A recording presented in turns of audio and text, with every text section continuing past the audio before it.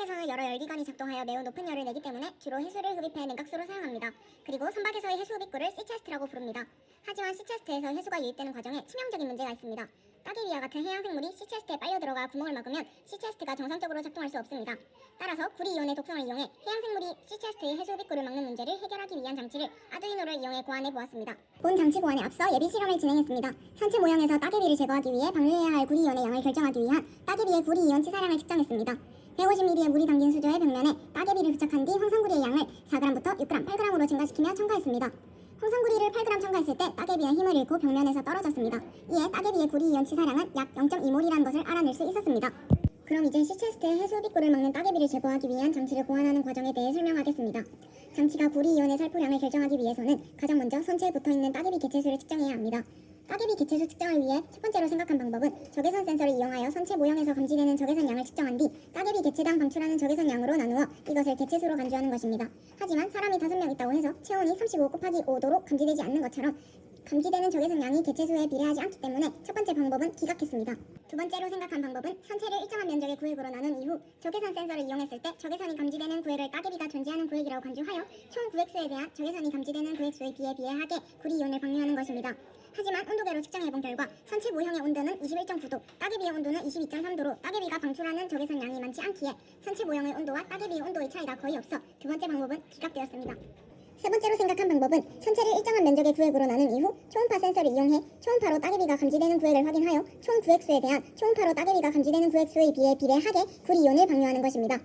실험에서는 초음파 센서와 선체 모형 사이의 거리를 3cm로 설정하고 초음파로 물체가 감지되는 거리가 3cm 이하가 되면 따개비가 있다고 센싱하였습니다.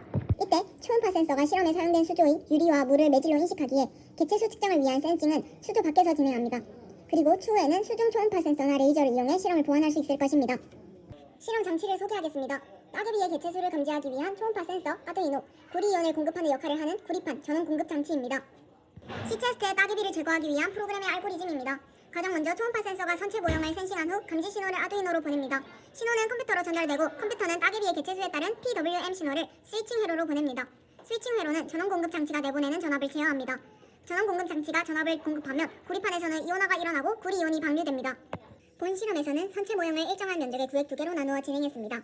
두 개의 구획 중 0개, 즉 구획의 0%의 따개비가 부착되어 있을 경우 스위칭 회로로 전달되는 PWM 신호는 00이고 이에 따라 전원 공급 장치는 0V의 전압을 공급하게 됩니다. 두 개의 구획 중 1개, 즉 구획의 50%의 따개비가 부착되어 있을 경우 스위칭 회로로 전달되는 PWM 신호는 01 또는 10이고 이에 따라 전원 공급 장치는 6V의 전압을 공급하게 됩니다. 두 개의 구획 중 2개, 즉 구획의 100%의 따개비가 부착되어 있을 경우 스위칭 회로로 전달되는 PWM 신호는 11이고 이에 따라 전원 공급 장치는 12V의 전압을 공급하게 됩니다. 이때 공급하는 전압의 양은 따개비의 구리이온 치사량과 구리의 이온화 수동률 62.7%를 고려한 것입니다. 그리고 실험 중의 전원 공급 장치의 전압은 12V로 유지합니다. 실험에 사용한 아두이노 코드입니다. 지금부터 실험 장면을 보여드리겠습니다. 첫 번째로 구획을 0%의 따개비를 부착한 경우 PWM 신호가 00이고 전원 공급 장치에서 전압이 공급되지 않습니다. 아두이노와 연결된 컴퓨터 화면에 따개비가 부착된 구획의 비율이 0%로 표시되고 전원 공급 장치에서 공급되는 전압의 양이 0V로 표시되는 것을 확인할 수 있습니다. 두 번째로 구획의 50%의 따개비를 부착한 경우의 실험 영상입니다.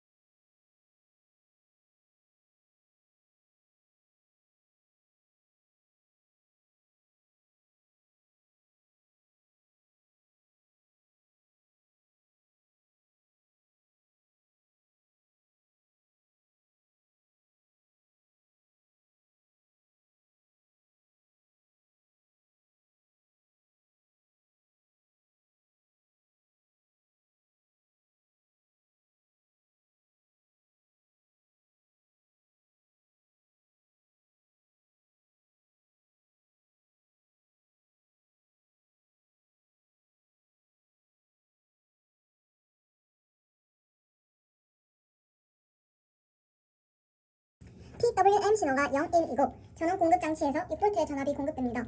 아두이노와 연결된 컴퓨터 화면에 따개비가 부착된 구획의 비율이 50%로 표시되고 전원 공급 장치에서 공급되는 전압의 양이 6V로 표시되는 것을 확인할 수 있습니다.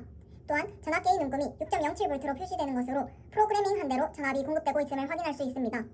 구리이온이 방류되기 시작하고 시간이 경과되자 따개비가 힘을 잃고 선체 모형에서 떨어졌습니다. 구리이온을 공급하는 역할을 하는 구리판이 실험 이후 부식된 것으로 구리이온이 원활히 공급되었음을 알 수 있습니다. 세 번째로 구획의 100%의 따개비를 부착한 경우의 실험 영상입니다.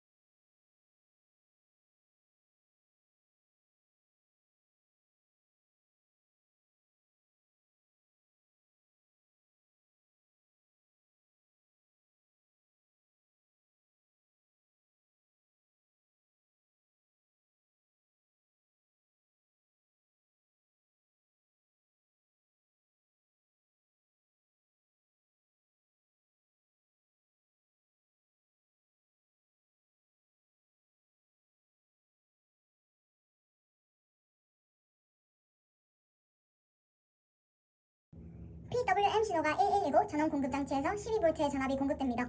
아두이노와 연결된 컴퓨터 화면에 따개비가 부착된 구획의 비율이 100%로 표시되고 전원 공급 장치에서 공급되는 전압의 양이 12V로 표시되는 것을 확인할 수 있습니다. 또한 전압계의 눈금이 10.34V로 표시되는 것으로 프로그래밍 한 대로 전압이 공급되고 있음을 확인할 수 있습니다.